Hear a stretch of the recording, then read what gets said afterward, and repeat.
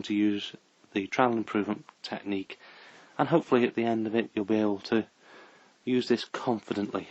But we'll start with the first little introduction to the lesson, and here we go. Just before we move on to the next slide, think about what the square root of 30 is. If you think you know it without using a calculator, pause and then move on. However, if you had any sense, which you all do I'm sure, you would have known that the square root of 25 is 5, because 5 times 5 is 25. And you would also know that the square root of 36 is 6. So the square root of 30 must lie somewhere between 25 and 36. Well, let's have a look. This is our number line. If this was the square root of 26, square root of 27, square root of 28, square root of 29, so this number, this line here, is the square root of 30. Let's have a look. Square root of 36, square root of 35, 34, 33, 32.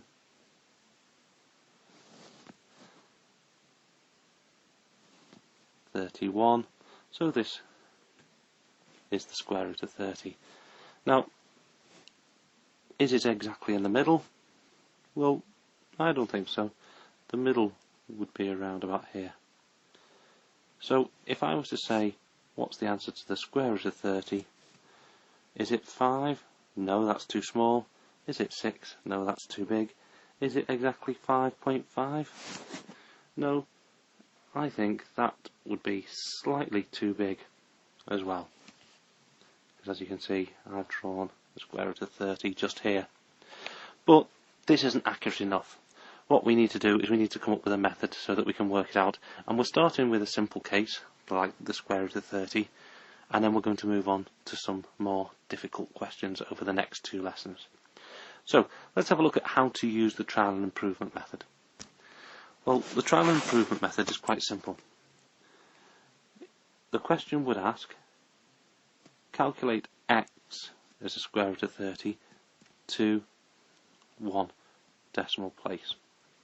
Now for this, we need to do a few things. Set up a table like we have here, with the value for x, then the value for x squared, and then in the last column, I like to write it as big or small.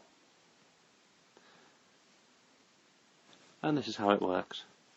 Well, as we know previously, if we go back here to this slide, you know that the square root of 25 or 5 was too small, and we know that the square root of 36 is too big. So if we take the number 5 and we square it, we get 25, which we know is too small. Let's take the number 6, which gives us 36, which is too big. So then we took the number 5.5 and we squared that. Remember, that means times by itself, and you get 30.25, which is very close, but again it's a little bit too big. So we need to take 5.4.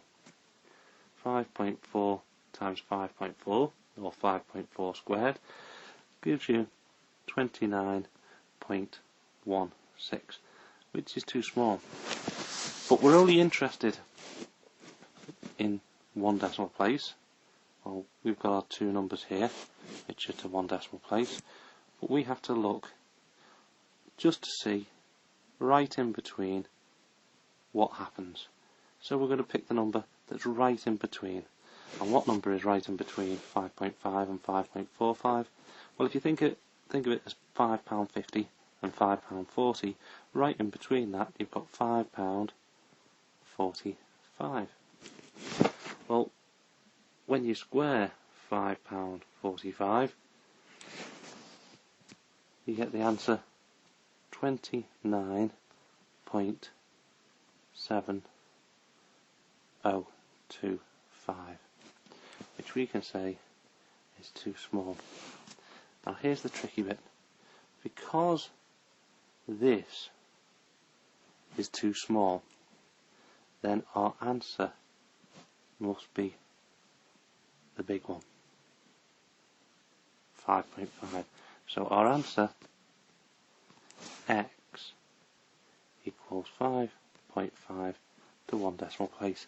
Had this number, when we squared it, been too big, then we would have chosen the small one. Basically, you choose the big, or you choose the opposite one. But that makes us, that sort of complicates things. Let's do another example and see how we get on. This time I'm going to calculate the value for x squared equals 68. Again, set up a table. This time we're going to have an x value, we're going to have an x squared value, and the value that we're looking for is 68. And we're going to write whether it's big or small.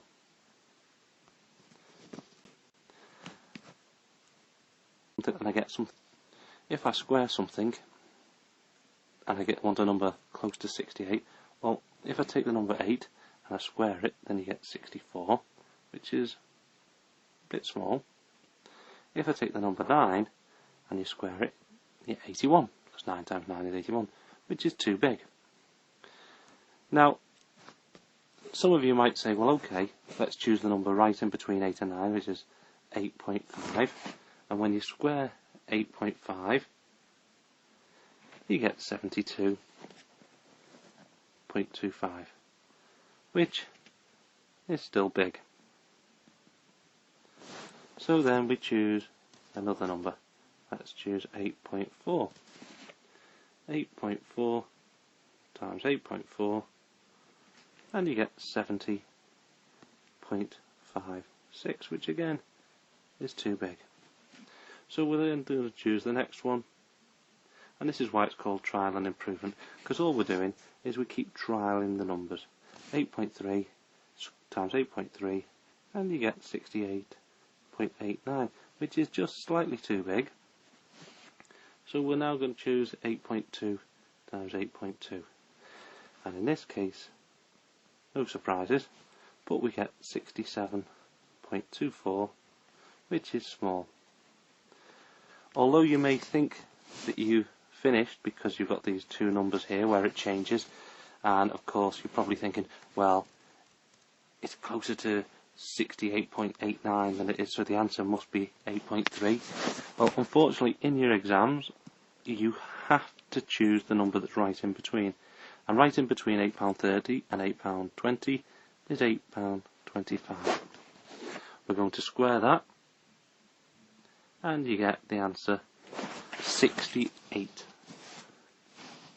Let me just write it, which equals 68.0625, which is slightly too big. And because it's slightly too big, we're going to choose the small number. So our answer to 1 decimal place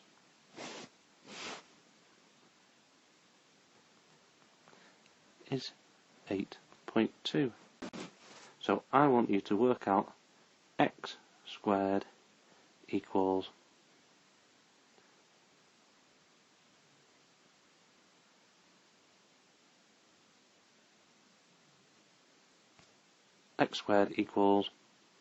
let me think of the right number. Let's go with 114, and see if you can work it out to 1 decimal place.